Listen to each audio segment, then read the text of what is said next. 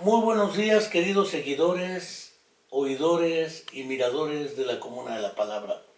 Como cada semana, aunque usualmente lo hago entre jueves y viernes, hoy el lunes porque el día jueves inicia la caminata que convoca el poeta Javier Sicilia a propósito de tratar de dialogar con el presidente de la República, Andrés Manuel López Obrador, para plantear que vale la pena y es necesario revisar la política orientada hacia la violencia, la criminalidad y cuestiones que tienen que vérsela con esto en nuestro país, porque parece ser que hasta ahora no resulta como el discurso refiere, lo cual no significa de ninguna manera pedirle que regresemos a la estrategia del comandante Borolas, que es militarizar un problema de naturaleza económico-política, porque la producción, distribución y consumo de drogas, la producción, distribución y consumo de armas no se resuelven militarizando un país o realizando operación mochila ahora con el asunto del norte del país, donde un chamaco con las armas de un abuelo se encargó de realizar, que le llaman además balaceras, cuando no son balaceras, son crímenes impunes y suicidios, bajo la circunstancia que fuese. No quiero dejar de recordar a este tono, aunque no son los únicos, que se cumple una semana más, ya prácticamente termina enero del 20, y la mentira histórica sobre los 43 estudiantes de la Escuela Normal Raúl Isidro Burgos, rural de Ayotzinapa Guerrero, en Tixla de Guerrero, lugar donde nació Vicente Guerrero, sigue sin aclararse. Pese a que cada rato el subsecretario de Gobernación para el asunto, Alejandro Encinas, dice que se va a aclarar, seguimos esperando que se aclare. No quiero dejar de enviarle un fraterno y caluroso saludo, como cada semana lo hago, a Angélica, mamá de Viridiana, nuestra estudiante de la Facultad de Psicología desaparecida cuando asesinaron a su pareja también. Y 7 años después seguimos esperando a Viridiana porque viva la llevaron, viva la queremos, pero no son los únicos, son muchísimos.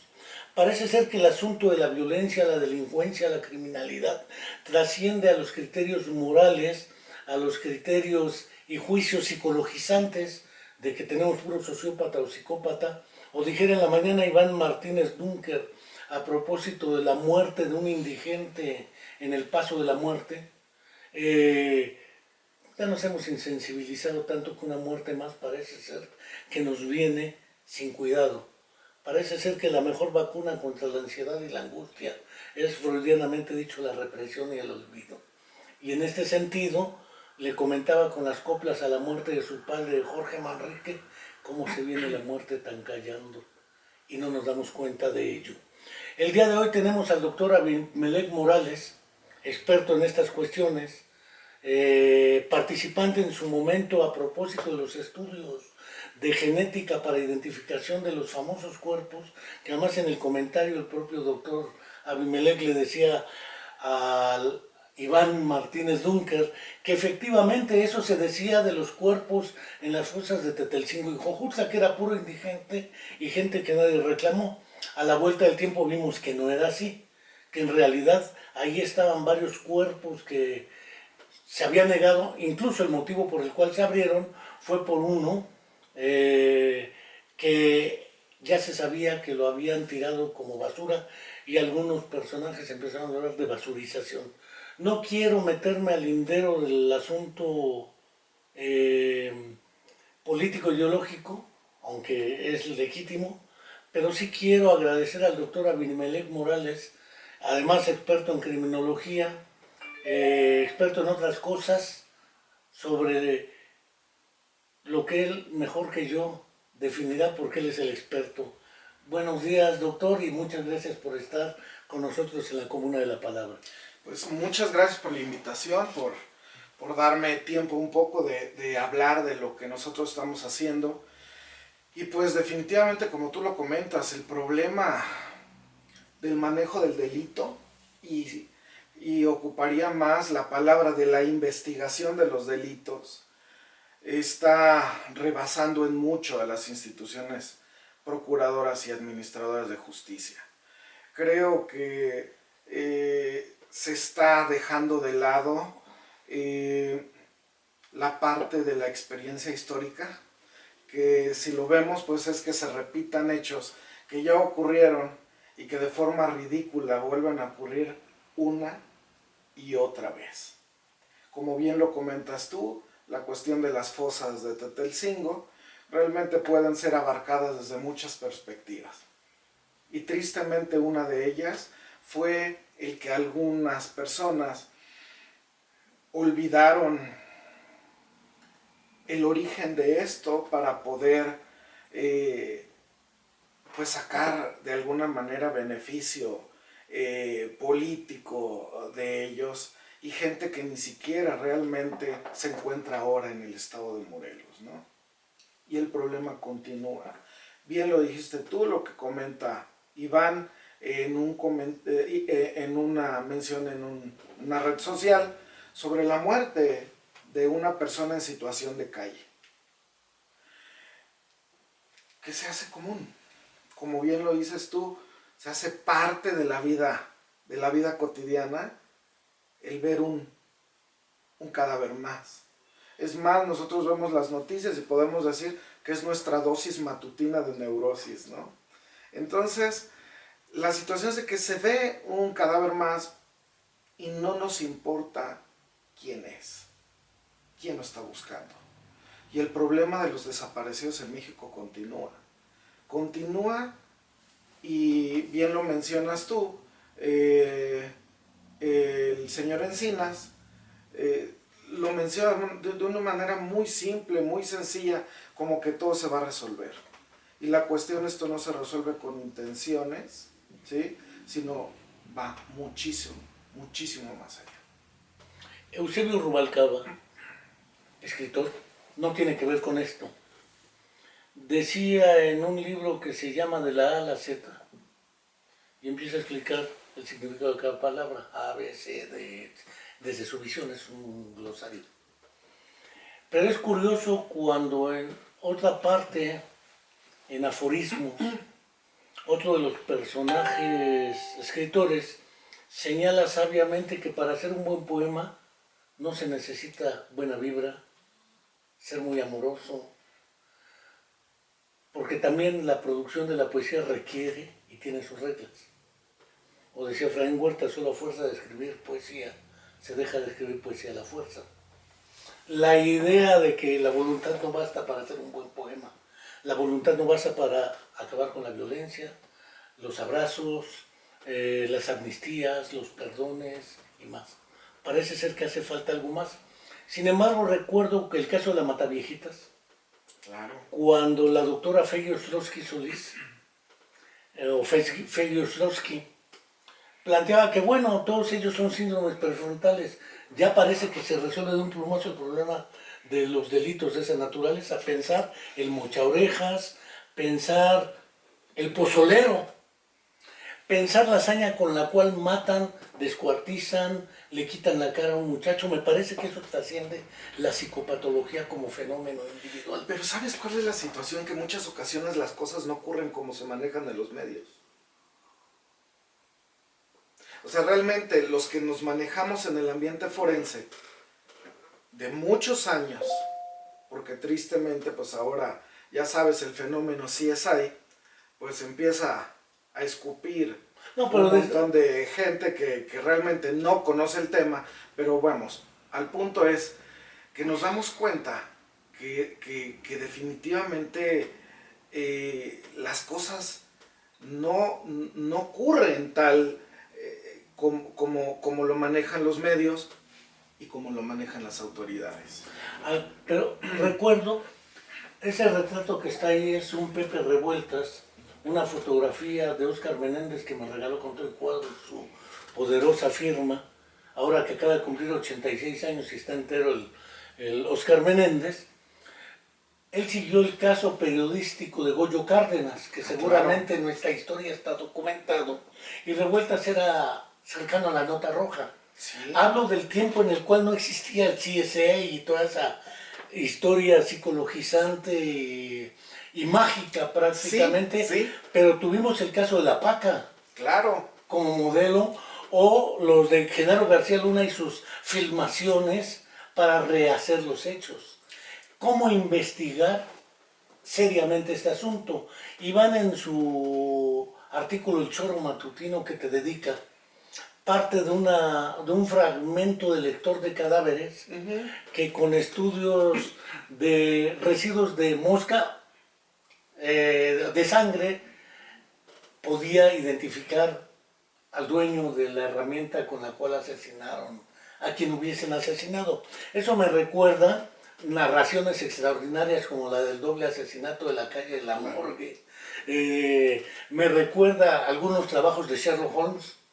Entonces, en realidad, ustedes como criminólogos se encuentran más cerca de Sherlock Holmes y de lo que sería los personajes de las narraciones extraordinarias, o desde dónde estamos planteando la cuestión de la causalidad del comportamiento humano criminalístico, porque por ahí los nazis se metieron para deshacerse con toda su estrategia de eutanasia y eugenesia de los, y la URSS también lo hizo en su momento. Por supuesto, y tocas infinidad de puntos hermosos.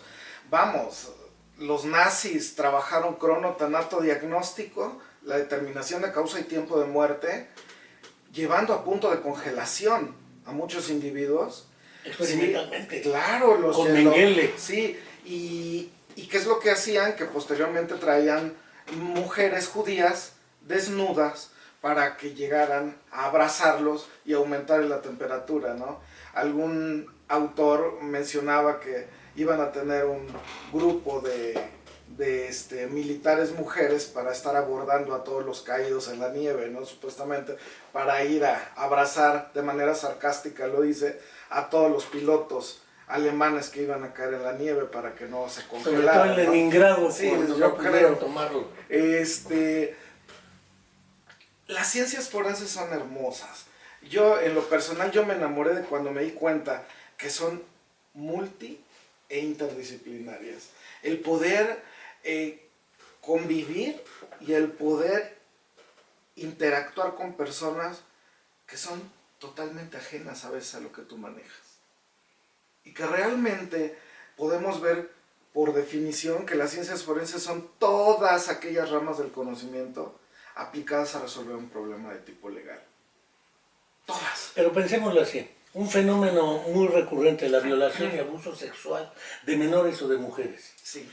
Yo lo platicaba con alguna chica, porque ella me decía, ¿podemos admitir que el tipo está enfermo mental o que tiene un problema de salud mental? Digo, no me cabe duda. Pero eso no justifica jurídica y legalmente su responsabilidad social. Es decir, debe ser punible, probablemente sí. Pero ello no quiere decir que alguien que esté bien de su competencia cognitiva, intelectual, afectiva, emocional, etcétera, fuerce a una relación a una dama hasta el grado de que como lo vio la mata. Los feminicidios ahora están a la orden del día. Claro. Y es un fenómeno que trasciende a la psicopatología como fenómeno individual, indudablemente. Pues hace unos días supimos de un experto, entre comillas, forense, que secuestra, agrede sexualmente y asesina a su pareja. Y era un individuo que se encargaba de impartir conferencias sobre el tema. Entonces, aquí la situación... Un psicópata ahí... Realmente nos lleva a crear hipótesis desde muchos ángulos. Pero definitivamente, regresando al punto inicial, saber el por qué, la pregunta mágica, ¿por qué actúa de esa manera?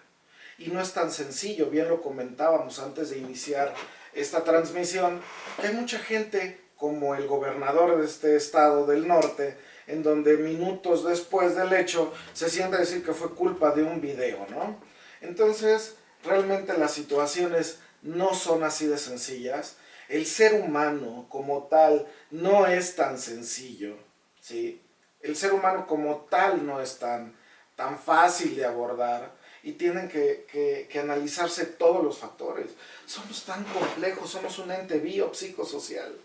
son tres esferas que no nos podemos nosotros dar esa facilidad, ¿sí? De que en unos minutos podamos nosotros inferir o suponer la causa de un hecho. Que no tiene una relación de causal si P entonces Q. Pero tú no vienes de la psicología. No. ¿De dónde vienes? ¿Cómo llegas acá no viniendo de la psicología? No, ni de la psiquiatría, ni de la medicina, tal vez. No, soy médico. Médico general, Sí, etcétera. Fíjate que es una cosa que lo hemos platicado. Fue muy curioso. Realmente yo me dedicaba al área biomédica. Yo trabajé con rabia y trabajé con un hongo, pequeño honguito. Lo cual no quiere decir que tú tuvieras rabia o fuera Ándale. sí, o que rabiaras. Sino... Con un hongo, Histoplasma capsulatum, muy común en el estado de Morelos, por cierto, que las autoridades siempre le han hecho el feo, pero pude documentar hasta muertes en el estado por esto. Y por azares del destino, conocí las ciencias forenses. Y en el momento que lo conocí, me fui de la casa. Recuerdo la película 6 días para morir, mexicana.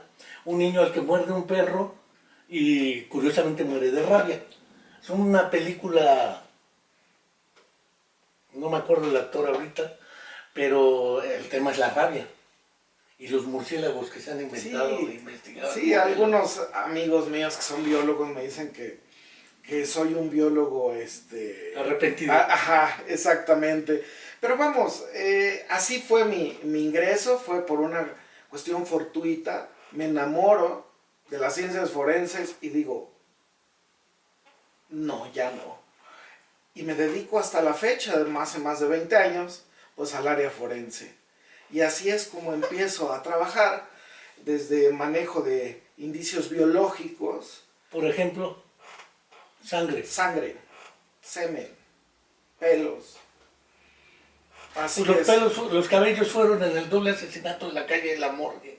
La solución del problema. Fíjate que... Si mi memoria no me traiciona, pero luego me traiciona un poquito. Sí, es un mundo. Realmente el área de la investigación forense es apasionante, es todo un mundo y realmente nos ocuparía muchísimo tiempo hablar de todo esto. Pero así es como nos hemos ido involucrando. También la cuestión de tratar, como lo dice la criminología, o intentar el saber, el conocer por qué un individuo actúa de tal manera. Hay hechos que pudiésemos platicar, son muchísimos. Uno que me acuerdo mucho es una mujer que me tocó ir a explorar a un centro federal. Ingreso y veo a una mujer anciana postrada en una silla, artritis reumatoide muy avanzada, ceguera, hipoacusia bilateral.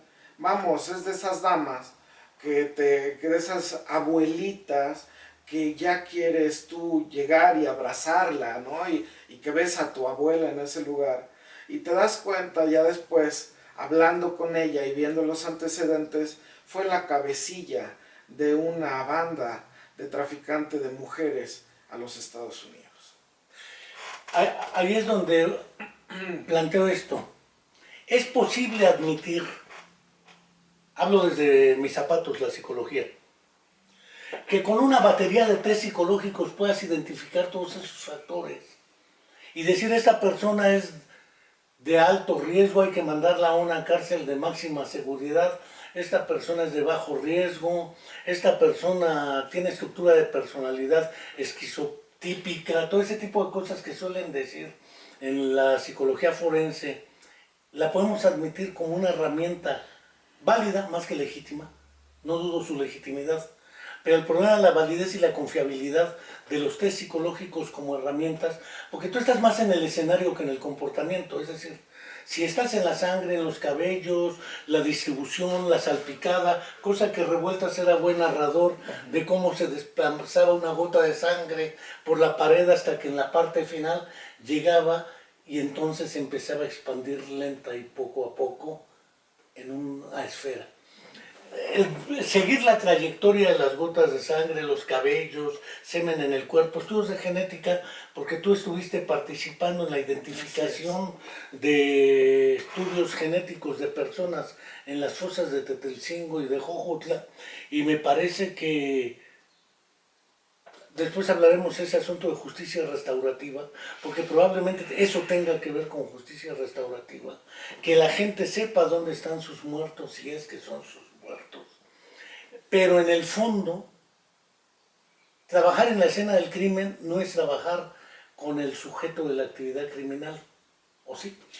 No, pero el no hacerlo es quedar incompleto, es estar manco. Y esto es lo hermoso de las ciencias forenses, que tienes que abarcar todo. Y respondiendo de forma directa a tu cuestionamiento, ¿es válido? No es válido. No es válido que con uno, dos o tres test se esté dando un diagnóstico de personalidad de un individuo. Realmente el perfilar a un individuo no se hace en 3 horas, no se hace en un día. Por ejemplo, miembros de nuestro equipo trabajan personas de 3 a 5 días para poder dar una primera parte de un diagnóstico de personalidad y de una perfilación. Y esto realmente nos lleva a la grave problemática que tenemos en México de la prostitución, ¿sí?, e invalidez de las ciencias forenses. El creer que realmente es fácil hacerlo, es sencillo hacerlo, y nos lleva a algunos dichos populares de cuando se iba a pedir trabajo a las antes procuradurías, y decía, dame trabajo, aunque sea de perito. Ya, jodidamente Sí, de ya perito. de perito. Entonces, realmente es más complejo el dar una explicación con 1, 2 o 3 test, y eso nos lleva a un evento aquí en Morelos recientemente. Por ejemplo, recordarán los hechos de Atlacholoaya, hace unos días, bueno, hace un mes, algo así. Un poco más. Ok, uno, la perfilación irreal, inexistente o ineficiente de los individuos que se encuentran en el lugar. Y eso yo lo vengo manejando desde hace muchos años y han hecho oídos sordos. Yo soy ahora parte del Consejo Consultivo de la Comisión de Derechos Humanos, y en reunión de consejo yo se lo dije al presidente de la comisión, y no solamente es omisión de la Comisión Estatal de Seguridad, es omisión de la misma Comisión de Derechos Humanos al no hacer su trabajo, ¿sí? Entonces, aquí la situación es recordar este evento de Atlacholoaya, y recordarás que a otros los llevaron a otros centros de reclusión en el estado. ¿Cómo? ¿Con qué facilidad haces eso? Si no sabes ni qué perfil tienes, ni a dónde lo vas a meter.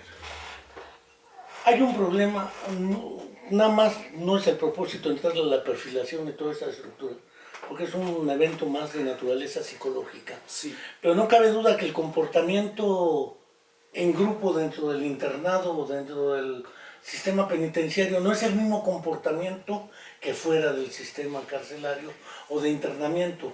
Tampoco es lo mismo dentro de la escuela frente a unos, frente a otros. Recuerdo un trabajo que se llama Reportaje al pie de la horca de Julius Fučík, un alto dirigente del Partido Comunista Checo, al cual lo ejecutaron por ahorcamiento los nazis. En el reportaje habla y tiene un capítulo que se llama Figuras y Figurillas. El de figuras es los grandes personajes que resistieron y lucharon la condición, y las figurillas los que fueron quebrándose. Uno de los primeros, el capítulo o el apartado de llamarse Mirek, y yo hace años lo leí. Mirek era un militante que ya había pasado por la Guerra Civil Española y había resistido las torturas y todo. No resistió las torturas de los nazis y ahí escupió todo, aunque era el más confiable para Fučík. Y él en su reflexión dice, probablemente me equivoqué al formarme una idea de él, porque no es lo mismo ser torturado en grupo, porque ¿qué va a decir el otro si confieso que ser torturado solo? Porque solo no hay quien te vea. Entonces la mirada del otro en la circunstancia hace que te comportes de una manera distinta a como lo haces si no tienes quien te esté observando. Esto significa que el comportamiento en la Tlacholoaya se forman grupos y relaciones de preferencia de grupos dentro del sistema penitenciario. Y sí hay relaciones de liderazgo formal, está el director, pero hay relaciones de liderazgo fáctico donde se acomodan en otro lado, pero eso es dentro de la cárcel. Alianzas, deudas históricas que traen unos contra otros, pleitos que se generan dentro del sistema penitenciario, pleitos que preexistían. Es decir, parece ser que no basta una perfilación psicológica. Se requiere un análisis del efecto de masa, efecto de grupo, antigüedad de tiempos de estar encarcelados. Es decir, requiere mucho más que un estudio psicométrico. El sistema penitenciario realmente es muy complejo y ha sido invalidado en México, ¿sí? Y lo que comentas es muy interesante sobre las diferentes conductas que podemos tener los seres humanos de acuerdo a donde nos ubiquemos. Y nos vamos desde la definición: personalidad, person, máscara. Las diferentes máscaras que adquirimos según donde nos ubiquemos. Y ahí tocas otro de los puntos interesantes, la cuestión de tortura. Y hay un interrogante bastante interesante: ¿el torturador nace o se hace? El victimario, son dilemas que siempre han existido en los estudios de criminología. Pensemos en el muchacho de Ayotzinapa al cual le quitan el rostro. ¿Qué necesidad? ¿Qué necesidad de descuartizar a una persona que ya mataste? O descuartizarla viva. O qué necesidad de decapitarla, tirar la cabeza. Es decir, parece ser que no son necesidades personales solamente. Deben ser colectivas o de grupo. Porque el grupo de pertenencia trata de generar terror en otros grupos. Claro. El terror, el miedo, es un medio de control social y de comunidades y de grupos sociales. Y ese tipo de situaciones que creemos que se están viendo actualmente, no es cierto. Hay estudios de estas mismas actividades bien soportados históricamente desde el punto de vista de la historia, desde antecedentes prehispánicos. El mutilar, el castrar, el decapitar, el desollar. Entre los aztecas era muy frecuente desollar. Sí. Entonces, aquí la situación es ya muy manejado, la cuestión del mensaje entre grupos delincuenciales. ¿Sí? Es un lenguaje entre ellos, el poder hacer algunas acciones, como por ejemplo el cortar el dedo índice, ¿sí? El amputarlo, pero que no aparezca, o el amputar el dedo índice e introducirlo en la cavidad oral, o cortar el dedo índice e introducirlo vía anal, ¿sí? Entonces, todo esto de alguna manera tiene un trasfondo mayor que de lo que nosotros a simple vista podamos estar nosotros percibiendo como, híjole, le cortaron la cabeza. Va más allá. Y sobre del caso de Ayotzinapa, ¿cuántos años de esto? ¿Cuántas marchas después de esto? ¿Cuántas quejas después de esto? ¿Cuántas hipótesis después de eso? Y realmente la verdad puede estar enfrente y no la vemos. Recuerdo dos trabajos muy clásicos, uno de Vance Packard, que se llama Las formas ocultas de la propaganda editorial sudamericana, dedicado a más medias y propaganda. Después saca un trabajo, un sociólogo mexicano, debe llamarse Anatomía de la Publicidad en México, pero hubo otro de Marshall McLuhan que sea El medio es el mensaje. Y es lo que nos estás planteando, que ya planteaba desde el siglo pasado Marshall McLuhan. El medio es el mensaje, el dedo índice, el rostro. Todos estos mensajes a quién van dirigidos y cómo los lee cada diferente representante, porque el impacto de terror, quizá por eso el término de terrorismo sea utilizado impropiamente, porque el terrorismo busca generar el terror, que te paralice, pero ya cuando Estados Unidos tiene que intervenir militarmente en un país es porque ya sus amenazas no son suficientes, entonces tiene que actuar. Eso es perder el poder de influencia para meter un poder de actuación física. Aquí parece algo similar. Parece ser que los mensajes no son suficientes, mantas, etc. Pero eso es pensar el comportamiento directamente. Pero tú qué haces, por ejemplo, tratándose de la escena del crimen. Porque por medio de la escena puedes identificar al criminal.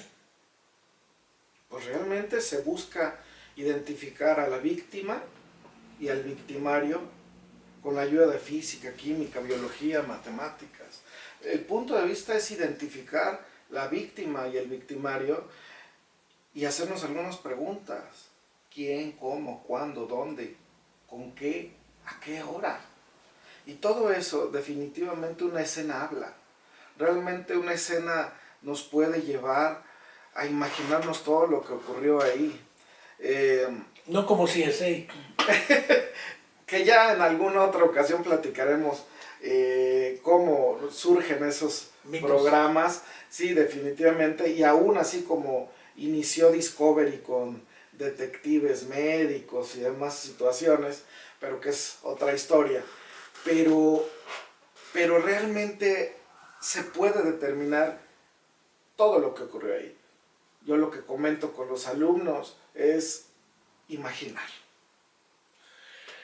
Recuerdo dos casos en un congreso que tuvimos en Morelia de neuropsicología. Vino un colega español y presentó dos estudios de neuropsicología forense.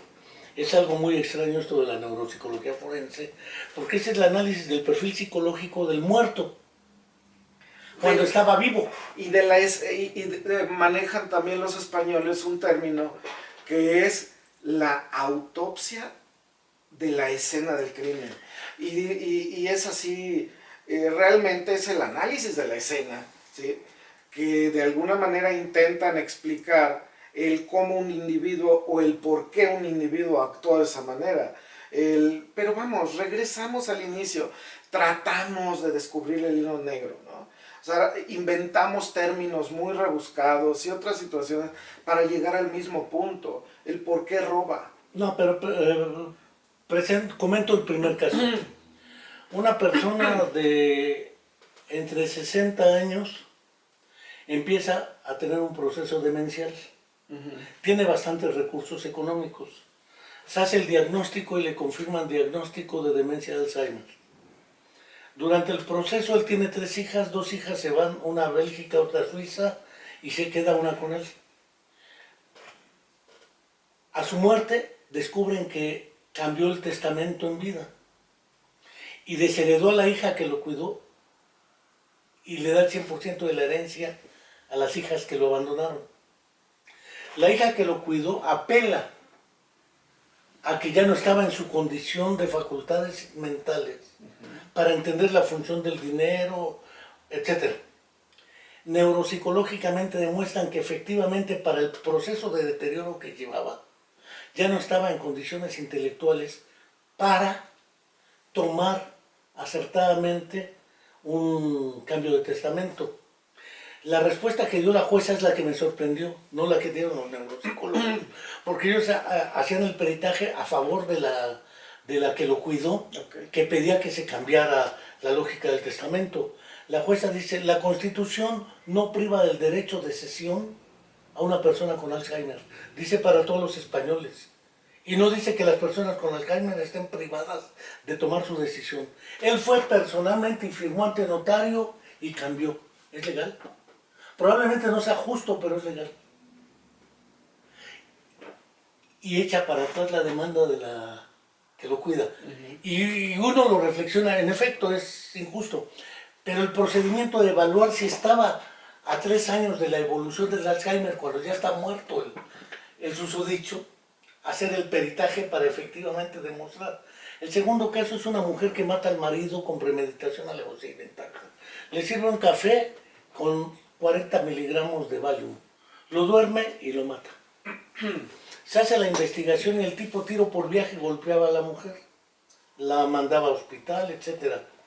Un neuropsicólogo demostró que tenía lesiones prefrontales por las golpizas que le puso el marido. Por lo tanto, la reacción fue una reacción prefrontal y no un homicidio calificado. Estando presa, el Tribunal del Pueblo la declaró libre por el síndrome prefrontal.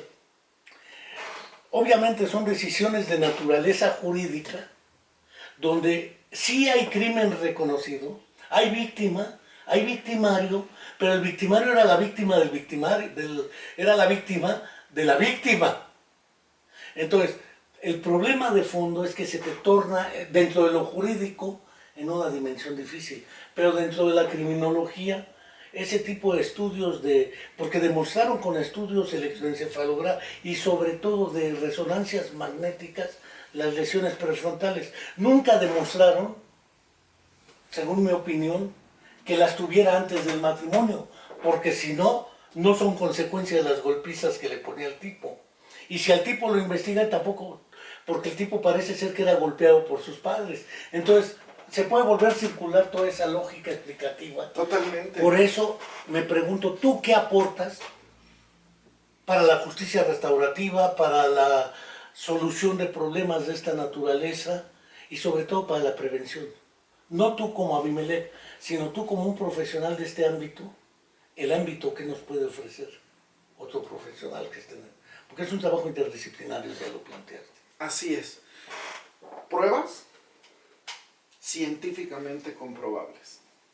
Realmente no son en algún momento ideas personales. Tú acabas de comentar algo bien interesante, que es el si yo puedo determinar la existencia en un momento dado de algún tipo de lesión, por ejemplo, una víctima de tortura, previo al hecho de detención.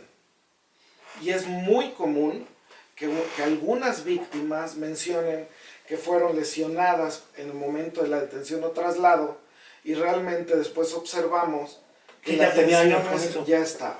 Claro. ¿Sí? Entonces realmente es ser un auxiliar de las instituciones procuradoras y administradoras de justicia, dando pruebas científicamente comprobables, no solamente especulaciones o ideas personales, sino realmente ideas que se pueden sustentar aquí y en cualquier parte del mundo. Eso es lo que realmente, desde mi punto de vista, no desde mi punto de vista, digo, desde mi trinchera, pues es lo que hacemos y seguimos haciendo actualmente, sobre todo con delitos del orden federal, que es lo que estamos trabajando ahora con víctimas de tortura. Cuando Iván Martínez Dunker hace la introducción a la charla contigo en el Choro Matutino, en el texto, pone el ejemplo del lector de cadáveres. Lo matan con un aparato X. Y el emperador junta, porque además es de una época antigua, a todos los dueños de ese tipo de máquinas o de herramientas. Y todas están limpias. Entonces todos se sienten salvos. Pero el emperador decide, esperemos a ver qué pasa. Y resulta que una de todas las máquinas se le empiezan a parar las moscas. Dice, pues al que se le paran las moscas es la herramienta con la del homicidio. Aunque la limpió, no limpió todo. Eso demuestra que el emperador tenía conocimientos que trascienden al hecho y el escenario. Implica conocimientos de descomposición de la sangre, limpieza, residuos, ese conocimiento de física, química, biología, y tú como médico, pues supongo que los debes poseer, porque la pregunta sería, ¿qué sentido tiene identificar cuerpos de fosas? Antes de identificar cuerpos de fosas, imaginación y sentido común. Que no es muy común ese sentido. Sí, realmente es imaginar, crear empatía y ponerte en los zapatos del victimario. Y la otra es sentido común, que eso es una situación elemental, básica, que no tiene que ver con una maestría, un doctorado o postdoctorados. No, el mismo conocimiento empírico nos llevaría a resolver muchos casos. Como en Crimen y Castigo. En que realmente está en nuestras narices y no lo queremos ver. Y nos dejamos llevar por la paca y por muchas otras más, en donde las instancias de gobierno en algunas ocasiones lo que hacen es jugarnos el dedo en la boca, ¿sí? Así, de sencillo y de fácil, pero es el sentido común. Lo que usó este gobernante fue el sentido común. Ahora, ¿qué caso tiene el identificar cadáveres en fosas? Yo lo he dicho durante mucho tiempo. Son individuos que los están buscando desde el primer minuto. Muchos de ellos, desde el primer minuto que no estaban, que no aparecían. Es decir, no son restos, son personas.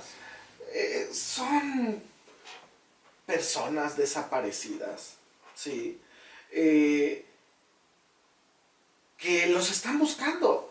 Algo que he manejado es, bueno, no se crearon por generación espontánea, no nacieron en la calle, no están debajo de los puentes, no se desarrollaron ahí.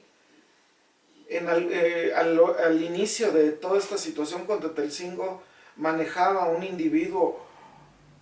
Es que, ¿qué tanto investigan? Son indigentes, son enfermos mentales, son alcohólicos.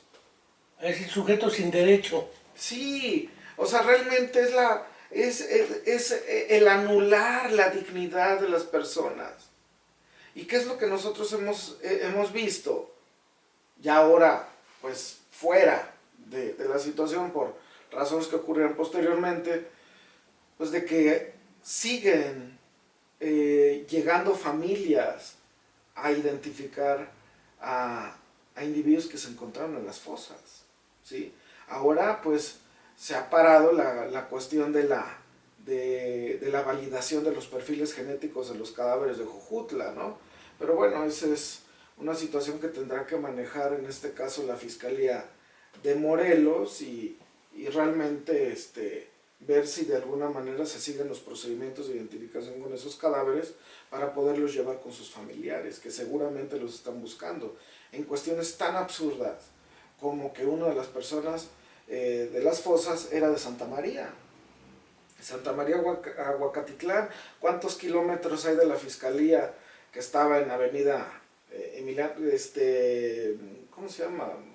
Aquí en Zapata. En Zapata, a Santa María Aguacatitlán, y que llegó la familia a identificar un cadáver diciendo cómo iba vestido, y estaba el cadáver dentro, con la ropa que lo estaba describiendo, y no lo identificaron, y fue a parar a las fosas, ¿sí? Entonces realmente Oliver Wenceslao. la situación de Oliver, ¿no? Y como eso, hay muchos otros que realmente están esperando sus familias poder cerrar, tú que eres experto en conducta humana, pues la situación de cerrar ese ciclo de dolor. Sí, duelo ambiguo, no hay cuerpo que... Así es, así es. Y no pueden aceptar muerto al que no tienen evidencia de que está muerto. No, y no pasa en México, ocurre en Afganistán, en otros lados, en donde entregan un cadáver por otro, ¿no? Sí. En México no ocurre eso. No, pero digo, el hecho de que, híjole, mira cómo está moliendo esta señora. Diario viene y llora. Mira, dale esto. Así es, y ocurre. O la otra situación, que ya entregaron un cadáver, ya lo lloraron, ya lo inhumaron, y de repente aparece vivo. No, además el sentimiento de culpa de decir, ¿por qué no aguanté? ¿Por qué lo di por muerto si debía haber aguantado? Entonces hay gente que resiste, porque no tiene la certeza. El caso de Viridiana y su mamá, lo he platicado con ella aquí, y lo platiqué antes, y naturalmente que no hay manera de elaborar un duelo, pues si no hay, ¿ante qué? Este ejemplo realmente primero es admirable la fortaleza de Angélica, pero hay muchas Angélicas. Claro. Hay muchas Angélicas en donde diariamente se duermen y despiertan pensando, ¿dónde está mi hija? Los 43 y más los que se acumulen. Sobre todo la situación del tráfico de personas. Tráfico de órganos. El tráfico de órganos, que realmente es todo un caso, si quieres en algún momento platicaremos de esto, pero el tráfico de personas en México de verdad es un caos. O sea, realmente es un fenómeno creciente. Se dice que es una de las razones de más obtención de recursos económicos por la delincuencia organizada, más que las mismas drogas ilegales. Es más, te voy a comentar, hay un caso en X parte de la República, disculparás que no lo comente, pero es un caso abierto, en donde es doloroso esto que te comento, pero hay mujeres que se utilizan, perdóname el término, puede sonar despectivo, pero como si fuesen pies de cría, ¿sí? Son mujeres que viven embarazadas, ¿sí? Ahí escogen a mujeres, las secuestran, las enganchan y viven embarazadas. Si son niñas, algunas las dejan y otras las venden desde bebés. O se los quedan ellos, ¿sí? Para la familia, porque a los hombres sí los quieren, ¿sí? ¿Y qué pasa? Que estas bebés que son vendidas nacen en esclavitud, crecen, viven, se desarrollan en esclavitud y mueren siendo esclavas. Eso está ocurriendo en México, a no muchos kilómetros del estado de Morelos y de la Ciudad de México. Puebla, Tlaxcala. Entonces la situación es que eso está ocurriendo. Se está generando mercancía, como se genera. Zapatos. No, es que no, esas son cosas. Estamos hablando como estar haciendo que esté pariendo. Hijo, me duele, me pesa decirlo así, pero como hace que la vaca esté teniendo crías para venderlas. O ahora con que tanto se ha dicho del mercado de mascotas aquí en el centro en un supermercado, ¿no? Sí. Entonces, el hecho de tener a una perrita preñada todo el tiempo para generar camadas y sacar, es exactamente lo mismo, eso es lo que ocurre. Y eso, ¿quién lo dice? Y están protegidos. A ver, ya casi llevamos 55 minutos, pero una pregunta elemental. Tú no te formaste en la UAM como criminólogo. La UAM no tiene esa especialidad y en el estado de Morelos, ¿cómo formar profesionistas en este ámbito del conocimiento y en esta práctica? Sí, yo, mi especialización, mis estudios han sido fuera del estado de Morelos. ¿Cómo formarse? Yo en lo personal es una idea muy, muy, muy personal, muy individual. Yo no creo que la experticia pudiese ser como en área forense, lo digo, desde la licenciatura. De aquí van a empezar a lloverme muchas gente que pueda estar en contra, pero desde el ámbito personal, desde mi punto de vista personal, creo que tendría que ser un posgrado, una especialización, después de los conocimientos básicos de una licenciatura. Realmente es más allá de eso. ¿Qué es lo que estamos viendo? Muchísimas escuelas Patito. Que generan individuos en donde cuando platicas con ellos te dicen, bueno, estamos viendo sangre y les platicas y Oye, pero pues esto de qué me va a servir. O que los ves trabajando en la escena y no saben ni por qué lo hacen, ni por qué actúan de la manera en que están actuando, o por qué recolectan como recolectan. Yo luego digo, bueno, pues es que esto hasta un mono lo hace. La cuestión es preguntarte por qué estás haciéndolo. ¿Qué vas a obtener? ¿Qué solución vas a dar? En una escena, en una mancha de sangre, tú puedes agarrar, recolectarlo y decir, bueno, esto es sangre. Puedes comprar un producto que te cuesta 5,000 pesos y que te determine a ti si esto es sangre. Pero puedes ir a la farmacia y comprar una botellita de 5 pesos de peróxido de hidrógeno, agua oxigenada, Sí. y que te da el mismo resultado. Es el conocer el fondo. Y este ejemplo de la sangre es en muchas situaciones de las ciencias forenses. Ahora, que sea sangre no es suficiente. ¿Sangre de qué persona? ¿De la víctima o del victimario? Diagnóstico general, ¿qué es? Diagnóstico particular, ¿de qué es? Diagnóstico especial o individual, ¿de quién es? Sí, porque Sí, si es del victimario seguramente hubo una reacción de protección y... Es más, con una gota de sangre tú puedes determinar si el individuo estuvo vivo o muerto. ¿Sí? ¿Y sabes cómo? Viéndolo al microscopio. La cuestión es por eso que te digo, yo en lo personal diría que sería posterior. Me entero que está por abrirse una licenciatura en la universidad donde creo que se va a llamar Seguridad Ciudadana y Ciencias Ese Forenses. ya estaba seguridad Pero apenas, ciudadana. bueno, pero que ahora creo que se va a llamar, si no mal entendí, Seguridad Ciudadana y Ciencias Forenses. Vi el plan de estudios y vamos, o sea, entré en depresión, ¿no? O sea, digo, la verdad... Bueno, cuando la excelencia da para ciertas elecciones de directores, porque así le conviene a la universidad políticamente, y no porque sea la excelencia. La excelencia llegó al pragmatismo político. Pero bueno, ese es otro asunto, el de la UAM. Okay. No quisiera meternos ahí. Considerando que es una hora, antes de agradecer a todos nuestros seguidores y a ti, no sé si quieras dirigirte a nuestro auditorio para comentarles un remate final. Que más tiempo nos va a faltar para otra charla seguramente.